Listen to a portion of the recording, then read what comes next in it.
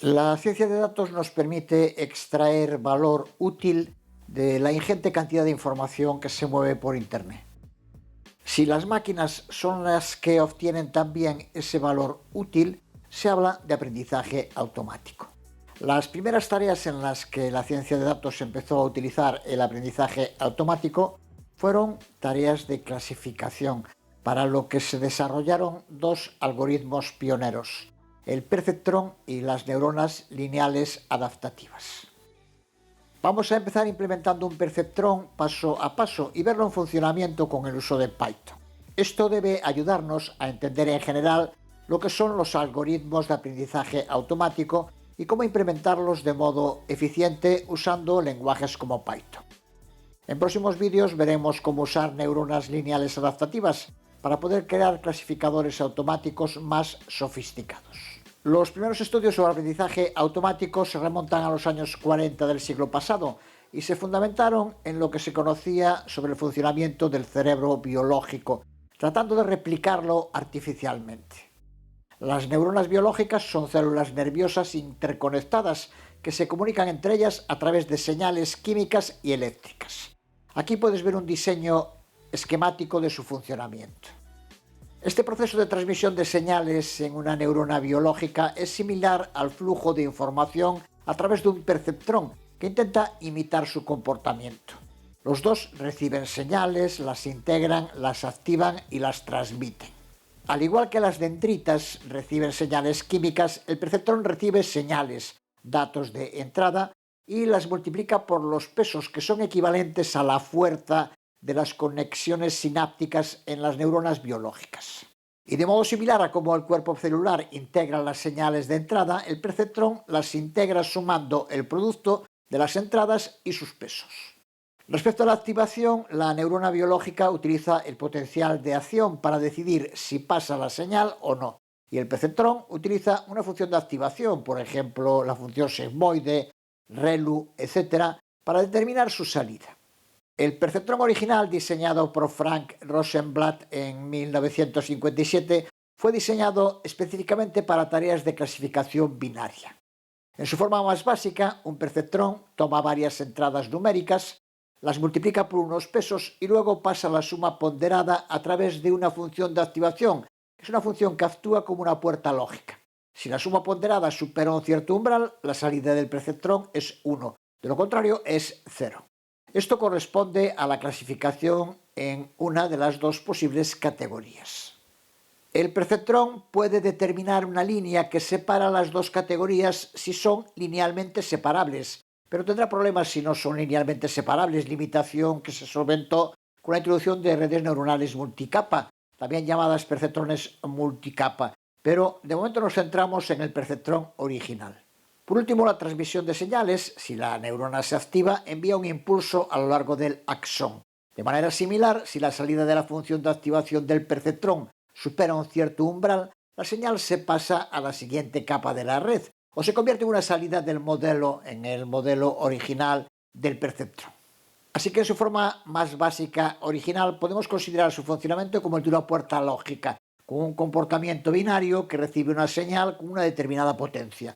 Si esa potencia supera un determinado umbral, se genera una señal de salida que será transmitida. Si la señal está por debajo del umbral, no se producirá la salida. Partiendo de estos principios, Frank Rosenblatt desarrolló un algoritmo que aprendería automáticamente los coeficientes de peso óptimos que se multiplicarían por las características de entrada para decidir si una neurona se activa, lo que significa que transmite la señal o no.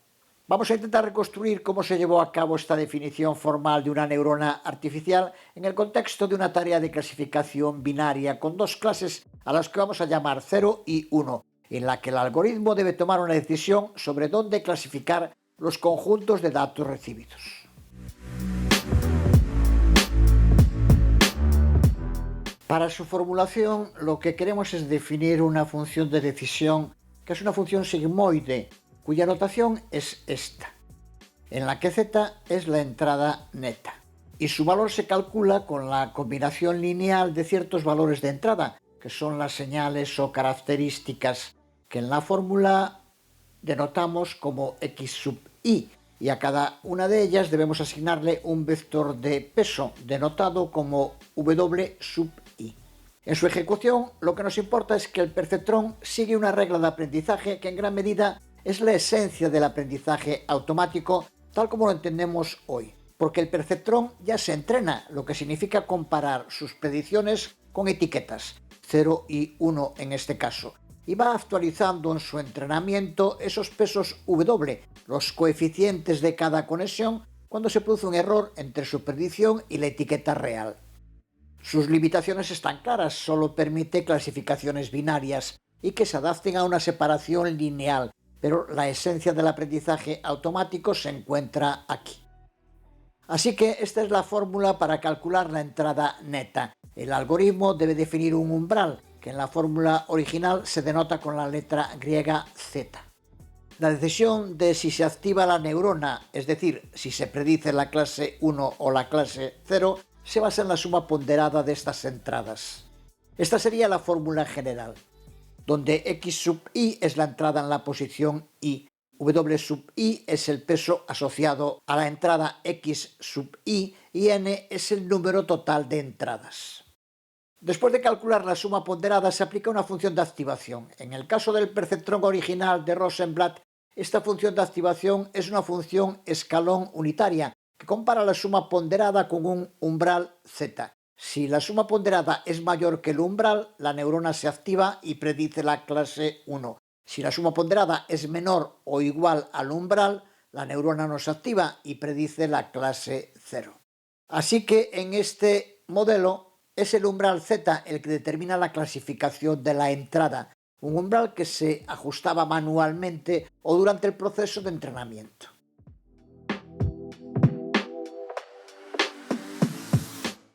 Pero para simplificar el modelo y hacerlo más generalizable, se introdujo el concepto de sesgo, otro de los elementos clave en aprendizaje automático y que, siguiendo la evolución del perceptrón, nos permite ver su origen de modo sencillo.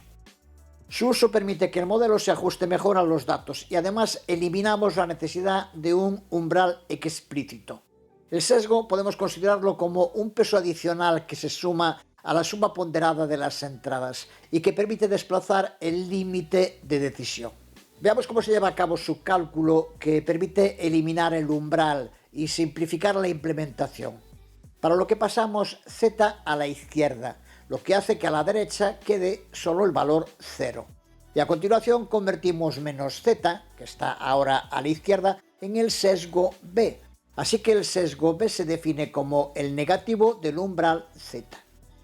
Y ya podemos reformular la entrada neta z introduciendo el sesgo b y se calcula así, donde w es el vector de pesos, x es el vector de entradas, y w elevado a t por x representa el producto entre los vectores de pesos y entradas, en el que el elevado a t significa la transposición del vector w, que permita llevar a cabo la multiplicación de matrices de vectores, en este caso, álgebra lineal, que hemos visto en anteriores vídeos.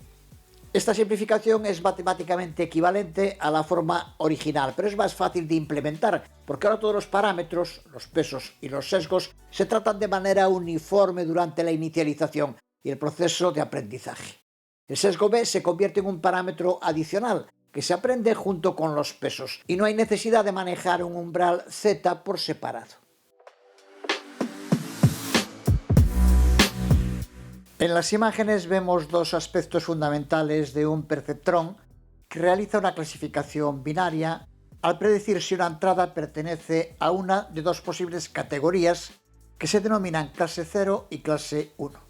El gráfico de la izquierda nos muestra cómo se decide su activación mediante el uso de una función de activación sigmoide, que es una función de tipo S, que convierte cualquier número real en un valor entre 0 y 1, lo que es útil para representar probabilidades.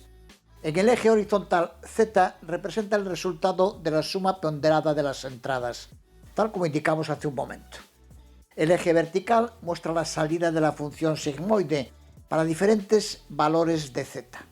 Los puntos a lo largo del eje z indican que para valores mayores de 0 la función sigmoide se aproxima a 1, indicado con el cuadro azul. y para valores menores que 0 se aproxima a 0, indicado por el cuadro rojo. Esto es crucial para la clasificación binaria. Si la función sigmoide aplicada al resultado z es mayor o igual a 0, la predicción es clase 1, si no es clase 0.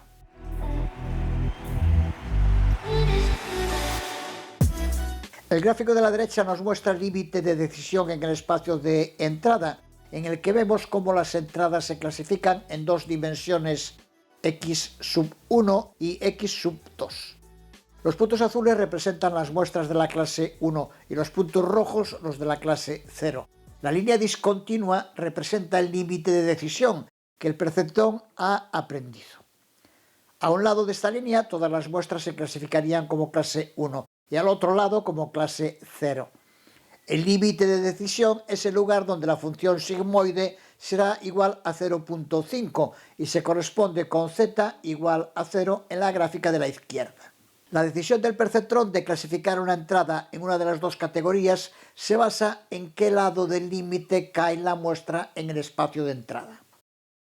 En resumen, la imagen ilustra cómo un perceptrón utiliza la función sigmoide para convertir una combinación lineal de entradas en una probabilidad, y cómo esta probabilidad se utiliza para clasificar las entradas en dos categorías distintas mediante un límite de decisión. La decisión se basa en si la salida de la función sigmoide es mayor o menor que 0.5, lo que corresponde a un valor de z mayor o menor que 0, respectivamente.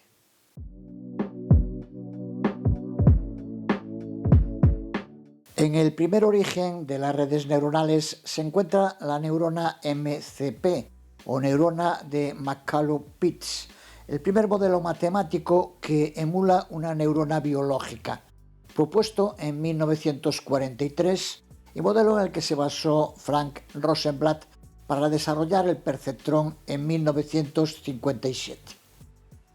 Su clave fue incorporar el concepto de pesos sinápticos ajustables, lo que permite aprender y realizar tareas de clasificación simples a través del ajuste de estos pesos en respuesta a los errores de clasificación.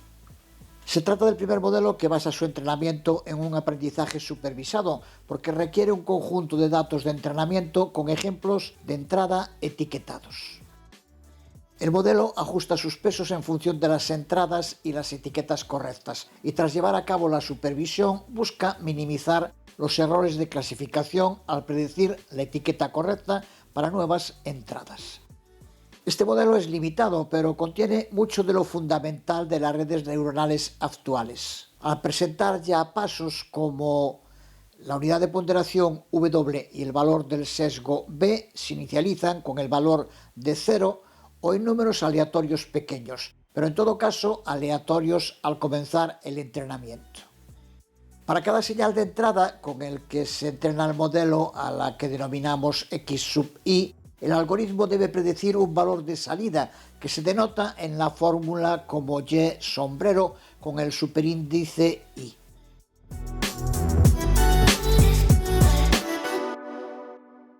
El y sombrero es la notación común para hacer referencia a los valores predichos en aprendizaje automático, y el superíndice no indica en ningún caso elevado a, sino que se utiliza para identificar de manera concisa a qué instancia de datos se refiere la predicción, para diferenciarlo de sus características.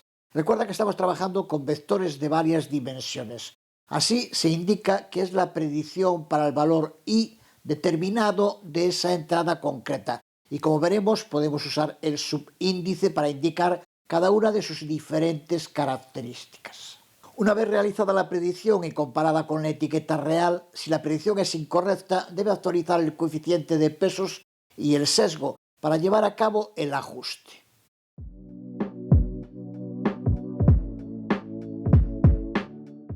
Este es el modo en el que se lleva a cabo la actualización.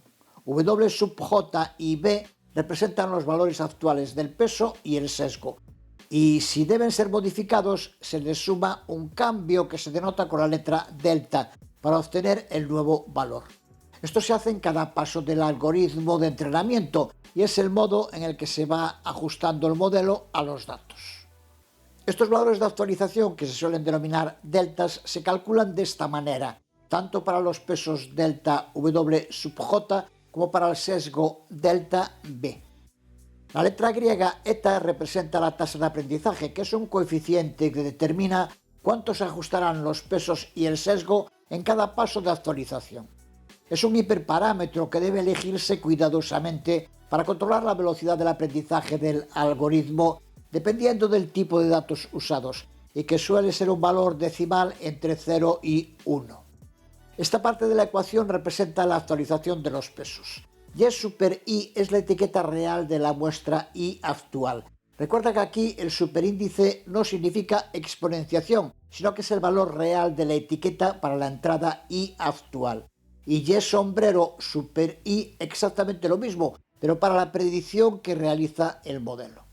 Respecto a la notación x sub j super i, que puede parecer extraña, es a lo que hacíamos referencia hace un momento, al tratar con vectores de más de una dimensión, en los que un conjunto de datos x, aquí super i, tienen distintas características, que es lo que representa el sub j. Esto significa que es la característica sub j de la entrada i.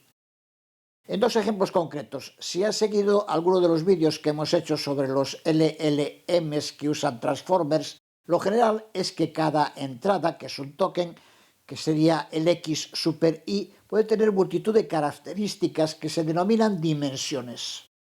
Y cada una de esas dimensiones diferentes de x super i sería el sub j que aparece aquí. En un ejemplo más básico, si estamos usando entradas de datos sobre casas, podemos tener para cada casa i características sobre el número de habitaciones, el tamaño, el año de construcción. Y esas distintas características son las que se recogen con el sub j. Así que en esta notación el superíndice i se refiere a la iésima muestra o entrada del conjunto de datos, mientras que el subíndice j es el valor de la jésima característica de esa iésima muestra. De nuevo, con el ejemplo de las casas, si su primera característica fuera el número de habitaciones, x subíndice 1 superíndice 2 sería el número de habitaciones de la segunda casa del conjunto de datos.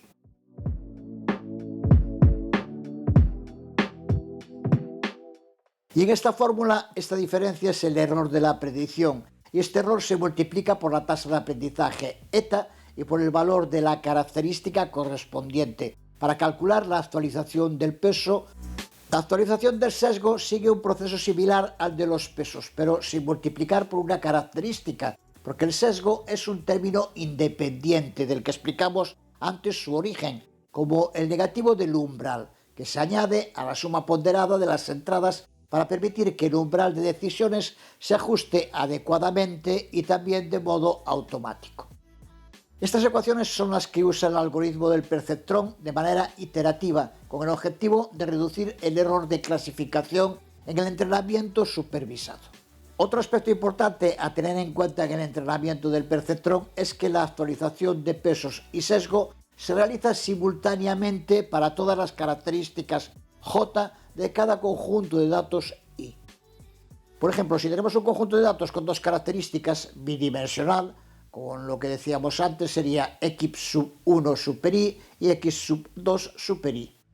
Los cambios delta w sub 1, delta w sub 2 y delta b se calculan utilizando la diferencia entre la etiqueta real y la predicha para toda la muestra actual i.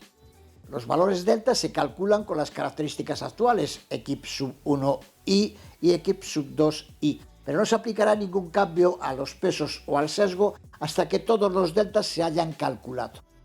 Es solo después de haber calculado todos los cambios cuando los pesos y el sesgo se actualizan todos a la vez, antes de procesar la siguiente muestra o entrada i del conjunto de datos. Con esto nos aseguramos que cada actualización se haga con respecto a la misma salida predicha y no una que ya haya sido alterada por cambios en los pesos o el sesgo dentro del mismo ciclo de actualización.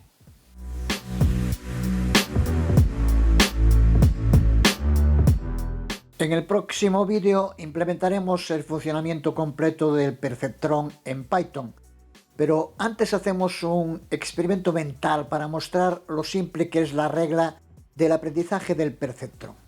En los dos escenarios en los que el perceptrón predice correctamente la etiqueta de clase, la unidad de sesgo y los pesos permanecen sin cambios, porque los valores de actualización son 0. En el primer caso, cuando la etiqueta real y super i es 1 y la predicción del perceptrón y sombrero super i también es 1, la actualización del peso delta w sub j se calcula así, con el resultado de 0, no hay cambio. En el segundo caso, cuando tanto la etiqueta real como la predicción son 0, la actualización del peso delta sub j es esta. Y en ambos casos, la actualización del sesgo delta b también es lo mismo, 0.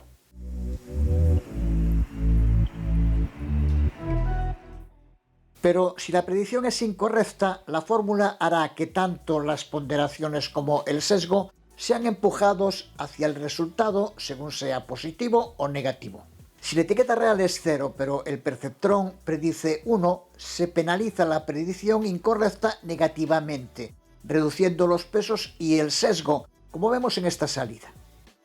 Aquí delta w sub j y delta b se actualizan para reducir la salida del perceptrón en futuras predicciones similares. En el otro escenario, cuando la etiqueta real es 1 pero el perceptrón predice 0, necesitamos incrementar los pesos y el sesgo. Sería esta salida. En este caso, delta w sub j y delta b se actualizan para aumentar la salida del perceptrón para que la próxima vez sea más probable que prediga la clase correcta. El proceso es sencillo, pero también es el fundamento de los entrenamientos que están en el origen de todo el aprendizaje automático, con las limitaciones que ya indicamos. Cuando hablamos de LLMs como GPT, su esencia sigue aquí. Es cierto que con importantes añadidos como la retropropagación o la arquitectura transformer, pero el entrenamiento de sus neuronas sigue estos mismos fundamentos.